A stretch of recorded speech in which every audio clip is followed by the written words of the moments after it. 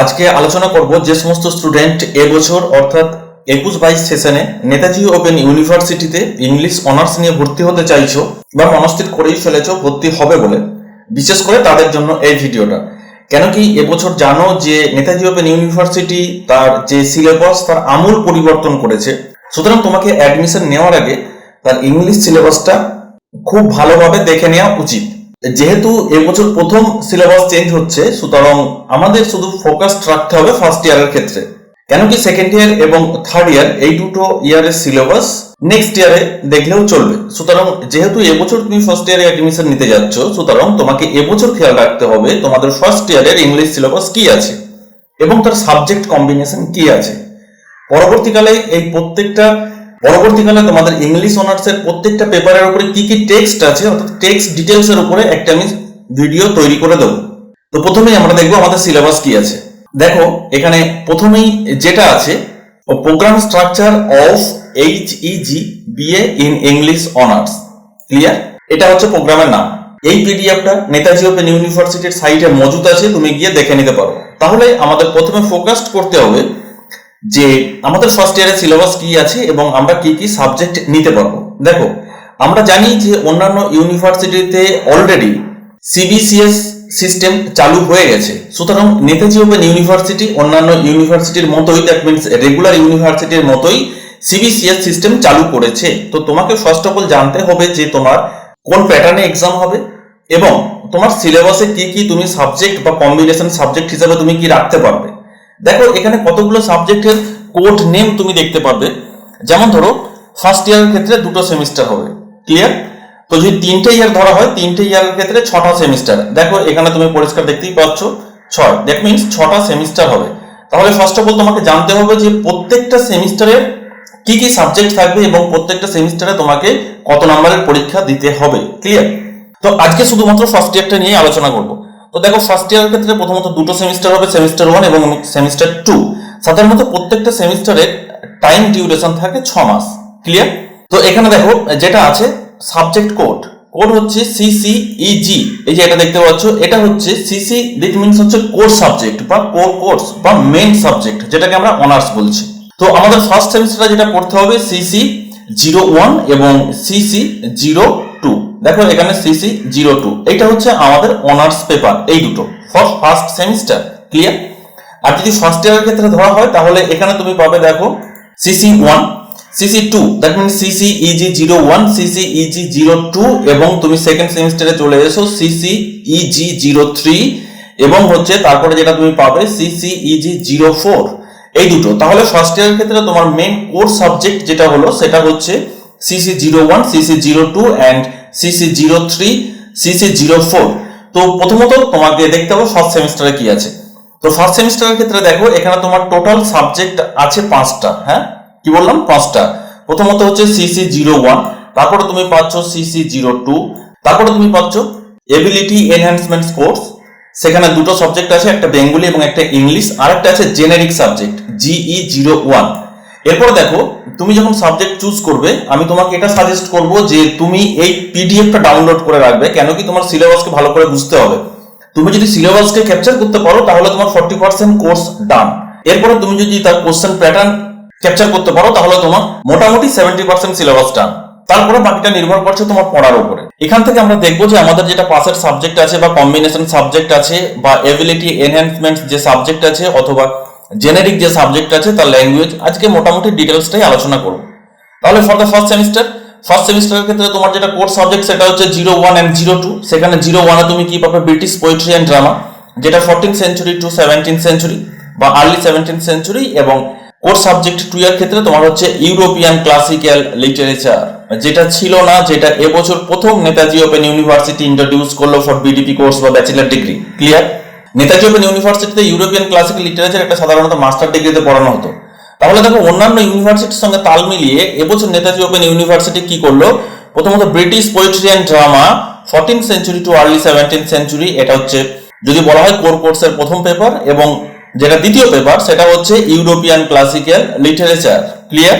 তো প্রথমে honours paper দুটো দেখে নিই আমাদের, যেটা ফর দ্য ফার্স্ট সেমিস্টার। দেখো এখানে এগুলো হচ্ছে সব থিওরি পেপার। এখানে ক্রেডিট কত? ক্রেডিট হচ্ছে 6, দুটো পেপারই অর্থাৎ 01 এন্ড 02 দুটোরই ক্রেডিট হচ্ছে 6 এবং 6 স্টাডি আওয়ার্স, এটা হচ্ছে 180 ঘন্টা, এটা দরকার নাই, ছেড়ে দাও। ফুল মার্কস অর্থাৎ সিসি 01 এর ফুল মার্কস হচ্ছে 50, ক্লিয়ার? এটা হচ্ছে রিটিন টেস্ট 50 এবং সিসি 02 এরও ফুল মার্কস হচ্ছে 50, এটা কিন্তু রিটিন টেস্ট। এরপরে এর সাথে তোমাকে অ্যাড করতে হবে যেটা অ্যাসাইনমেন্ট বা ইন্টারনাল অ্যাসেসমেন্ট বলে আমরা যেটা জানি রেগুলার ইউনিভার্সিটিতে, সেটা হচ্ছে সিসি 01 এর ক্ষেত্রে দেখো ইন্টারনাল অ্যাসেসমেন্ট বা অ্যাসাইনমেন্ট সেটা হচ্ছে 20 মার্কস, সিসি 2 এর ক্ষেত্রেও 20 মার্কস, তার মানে তোমার টোটাল দাঁড়ালো 70 মার্কস, ক্লিয়ার? এরপর দেখো তোমাকে বলা হয়েছে পাস মার্কস কত। পাস মার্কস হচ্ছে 30%, দ্যাট মিন্স 21। যদি 70 30% করা হয় তাহলে 21। তুমি যদি 21 পাও সিসি 1 এ বা সিসি 2 এ তাহলে তুমি সেই সাবজেক্টে পাস করলে। এরপর কোন সাবজেক্টে তোমার এক্সএলএম মিন্স হচ্ছে স্টাডি লার্নিং ম্যাটেরিয়ালস, অর্থাৎ তোমাকে ইউনিভার্সিটি যে বইগুলো প্রোভাইড করবে সেটা কোন ল্যাঙ্গুয়েজে তুমি পাবে, সেটা হচ্ছে ইংলিশ ল্যাঙ্গুয়েজে, ক্লিয়ার? তুমি যেহেতু ইংলিশ অনার্স করছো তো ইংলিশ ল্যাঙ্গুয়েজেই পাবে। এবছর হয়তো বেশিরভাগ স্টাডি ম্যাটেরিয়ালস তোমার ইংলিশ ল্যাঙ্গুয়েজেই হবে, কেন কি বেঙ্গলি ল্যাঙ্গুয়েজ অ্যাভেলেবেল নেই ইউনিভার্সিটিতে, ক্লিয়ার?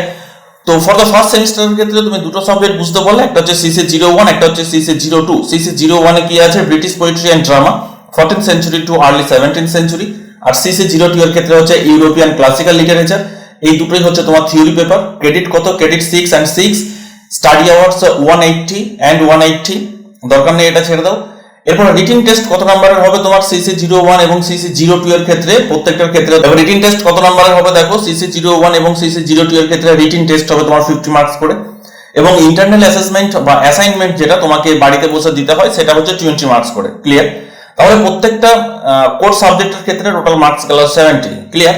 এরপরে তোমার পাস মার্ক কত দেখো, 70 এর মধ্যে 30%, দ্যাট মিন্স তোমার হচ্ছে একটা পেপার তুমি যদি 21 পাও তাহলে তুমি সেটাতে পাস করলে।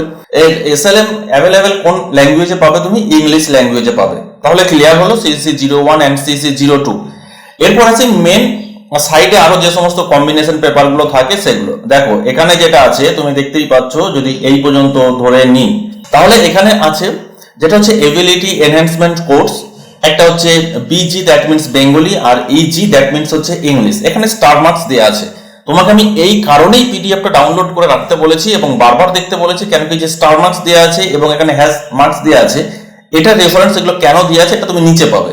তাহলে দেখো যদি বলা হয় এনহ্যান্স এবিলিটি কোর্স যেটা আছে বেঙ্গলি এবং ইংলিশ, এখানে স্টার মার্কস কেন দেওয়া আছে, একদম চলে এসো নিচেতে। দেখো এখানে কি লেখা আছে, first learners have to choose any one from AE BG 11, that means হচ্ছে বেঙ্গলি, অথবা AE EG 12, দ্যাট মিন্স হচ্ছে ইংলিশ। অর্থাৎ তোমার যে এবিলিটি এনহ্যান্সমেন্ট যে কোর্সটা আছে, দুটো কোর্স আছে, একটা হচ্ছে ইংলিশ এবং একটা হচ্ছে Bengali.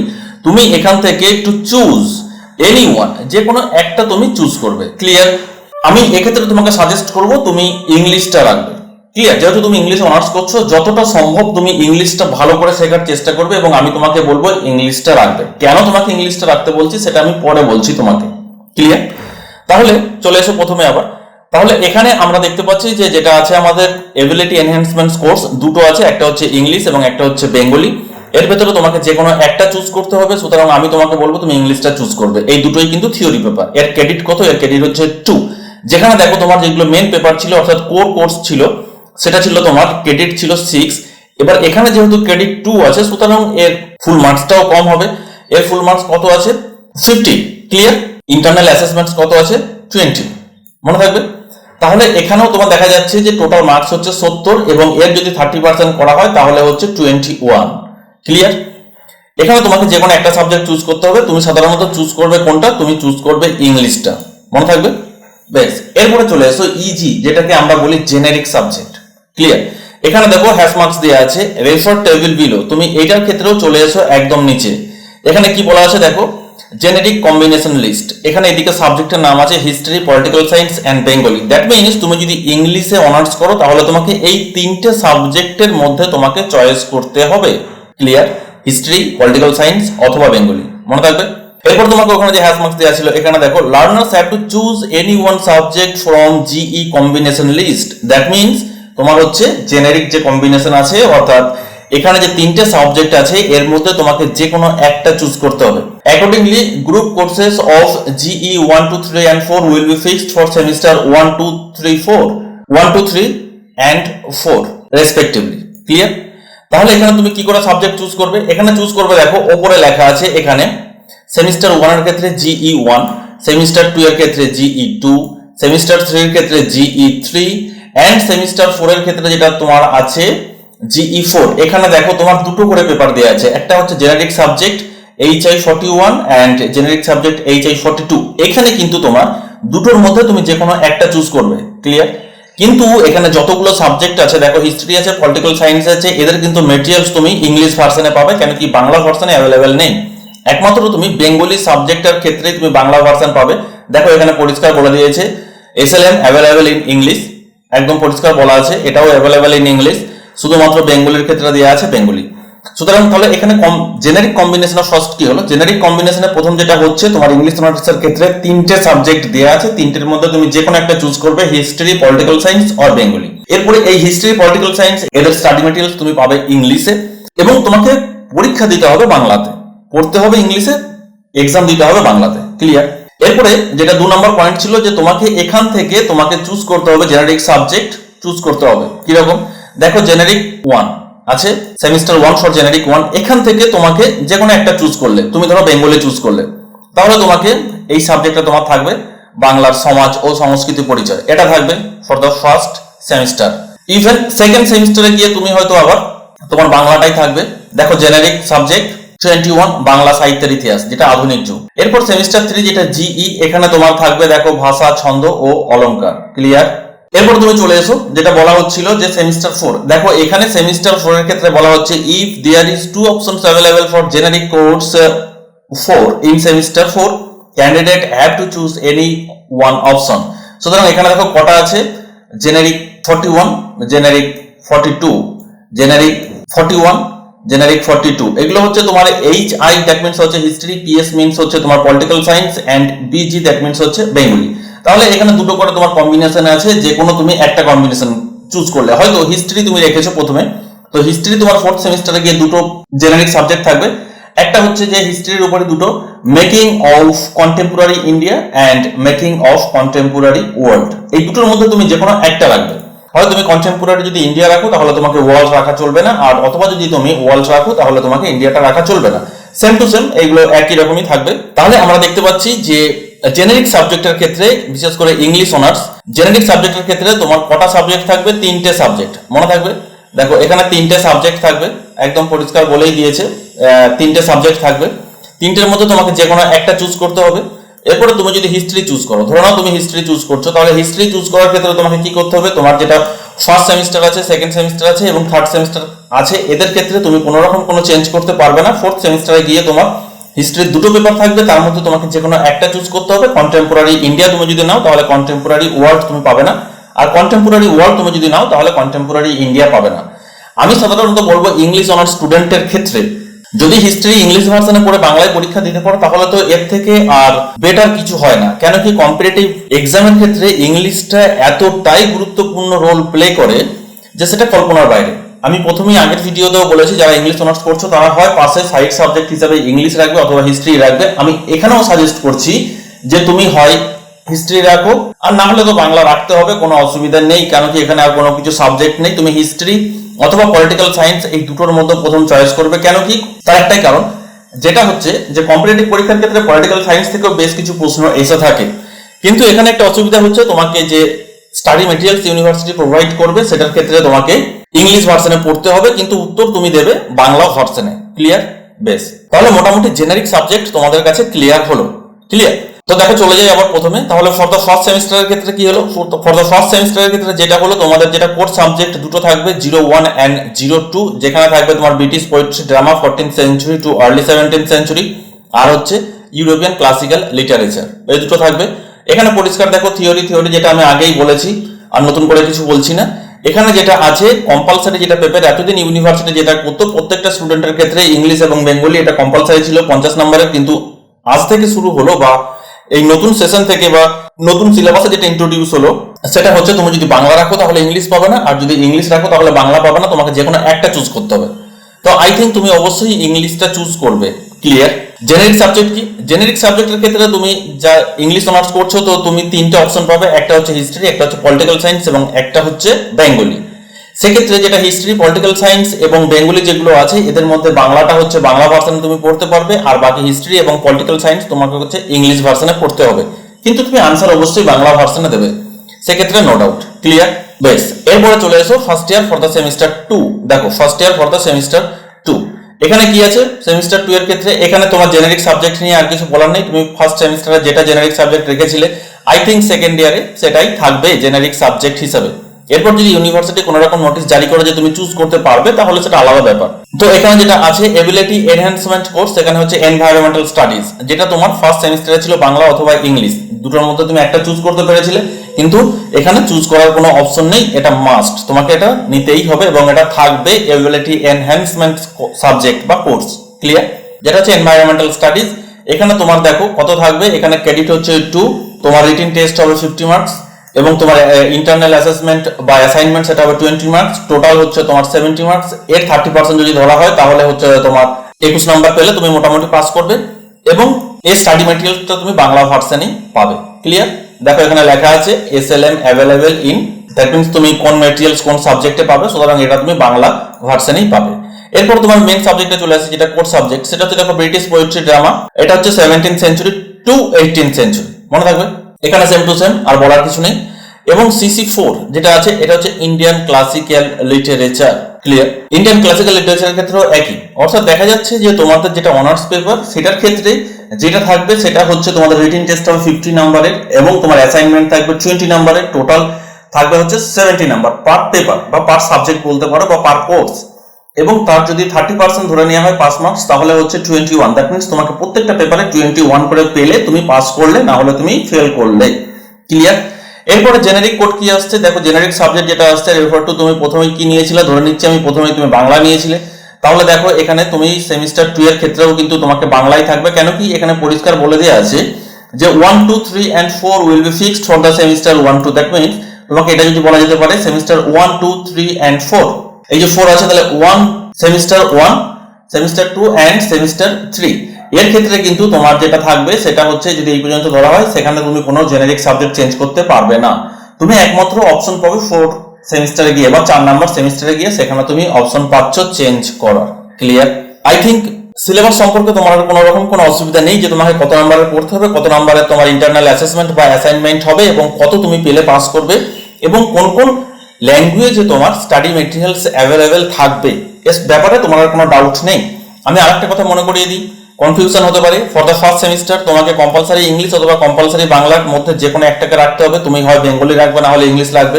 I suggest you English রাখার জন্য, আমি তোমাকে সাজেস্ট করবো যে তুমি ইংলিশ রাখবে। ক্লিয়ার? জেনারিক সাবজেক্ট যেটা আমি তোমাকে তো রেফার করবো যে তোমাকে হিস্ট্রি রাখার জন্য, হিস্ট্রি অথবা পলিটিক্যাল সায়েন্স সব থেকে বেটার যদি তুমি ইংলিশ ভার্সনে পড়ে বাংলা ভার্সন পরীক্ষা দিতে পারো, অথবা তোমার চয়েস মতো তুমি বাংলা রাখতে পারো, no problem. Clear? For the semester 2 যেখানে তোমার environmental studies ability environment course, সেখানে তুমি কোনো রকম চেঞ্জ করতে পারবে না, সেখানে এনভায়রনমেন্টাল স্টাডিজ কম্পালসারি মাস্ট, সেটা থাকছেই। পাশাপাশি তোমার হচ্ছে যেটা কোর্স সাবজেক্ট সেটা হচ্ছে 03 and 04, সেখানে British poetry and drama 17th century to 18th century. দেখো তুমি যেটা তোমার কোর কোর্সে ছিল 14th century to 17th century, সেটা তোমার হচ্ছে কোর্স নাম্বার 3 তে গিয়ে সেই ব্রিটিশ পোয়েট্রিটাই শুরু হচ্ছে 17th century to 18th century. এরপর তোমার ফার্স্ট সেমিস্টারে ছিল ইউরোপিয়ান ক্লাসিক্যাল লিটারেচার এবং সেখানে তোমার এখানে গিয়ে কি পাচ্ছ, সেমিস্টার 2 তে পাচ্ছ ইন্ডিয়ান ক্লাসিক্যাল লিটারেচার। কেন কি এতদিন পর্যন্ত আমরা দেখে এসেছি যে গ্র্যাজুয়েশনের ক্ষেত্রে আমাদের ইন্ডিয়ান লিটারেচারকে অনেকটা হেয় করা হয়েছে, যেটা এরপর থেকে তুলে দেওয়া হলো। কেন কি তোমাকে ব্রিটিশ লিটারেচার বা আমেরিকান লিটারেচার বা ইউরোপিয়ান লিটারেচারের পাশাপাশি তোমাকে ইন্ডিয়ান ক্লাসিক্যাল লিটারেচারটাও সমান গুরুত্ব দিয়ে পড়তে হবে। এই জেনারিক যেটা সাবজেক্ট আছে সেটা সম্পর্কে আর বলার কিছু নেই, বারবার রিপিট করাটা ঠিক নয়। আশা করি তোমার কোনো রকম কোনো প্রবলেম নেই। এই পিডিএফটা ইউনিভার্সিটির ওয়েবসাইটে আপলোড করা আছে, তুমি ডাউনলোড করে রাখবে, নিজে প্রিন্ট আউট করে রাখবে। কেন কি প্রত্যেকটা সেমিস্টারের ক্ষেত্রে তোমার সাবজেক্ট চুজ করার ক্ষেত্রে বা তোমার সাবজেক্ট বোঝার ক্ষেত্রে বা তোমার হচ্ছে নাম্বার ডিভিশন বোঝার ক্ষেত্রে তোমার যথেষ্ট হেল্পফুল হবে। আমি আমার পরবর্তী ভিডিওতে ইউনিভার্সিটি যখন টেক্সটের উপরে কোনো পিডিএফ পাবলিশ করবে তখন তোমাদের কোন পেপারে কি টেক্সট আছে তার উপরে আমি ডিটেলস একটা ভিডিও তৈরি করে দেবো। আই থিঙ্ক আমি কি বলতে চাইছি এবং তুমি কি জানতে চাইছো অনেকটাই তোমাকে ক্লিয়ার করতে পারলাম বা তুমি অনেকটাই ক্লিয়ার বুঝতে পারলে। যদি তোমার কোনো রকম কোথাও প্রবলেম থেকে থাকে তাহলে ডেসক্রিপশন বক্সে আমার কন্ট্যাক্ট নাম্বার দেওয়া আছে, তুমি যোগাযোগ করতে পারো। এছাড়া তোমাকে আরেকটা ইনফরমেশন দিয়ে রাখি, আমার চ্যানেলটা তুমি সাবস্ক্রাইব করে রাখো, কেন কি তোমাদের সিলেবাসে অন্তর্ভুক্ত থাকবে যে সমস্ত টেক্সট, তার প্রত্যেকটা ভিডিও তুমি আমার চ্যানেলে প্রতিনিয়ত টাইম ওয়াইজ পেতে থাকবে। এবং পাশাপাশি তোমার যদি অনলাইন গাইডেন্সের প্রয়োজন হয় তাহলে ডেসক্রিপশন বক্সে দেওয়া ফোন নাম্বারের মাধ্যমে তুমি আমার সাথে কন্ট্যাক্ট করতে পারো। তোমাদের new batch for the new session এটা স্টার্ট হতে যাচ্ছে অক্টোবর থেকে। দ্যাট মিনস যদিও আমি স্টার্ট করে দিয়েছি আগস্ট থেকেই, তথাপি আমি অ্যাডমিশন নেব অক্টোবর পর্যন্ত। এর মধ্যে ইচ্ছুক স্টুডেন্টদের কাছে আমি রিকোয়েস্ট করবো, যদি তুমি ইচ্ছুক থেকে থাকো আমার কাছে অনলাইন গাইডেন্স নেওয়ার জন্য, তাহলে তুমি যোগাযোগ করতে পারো। Thank you.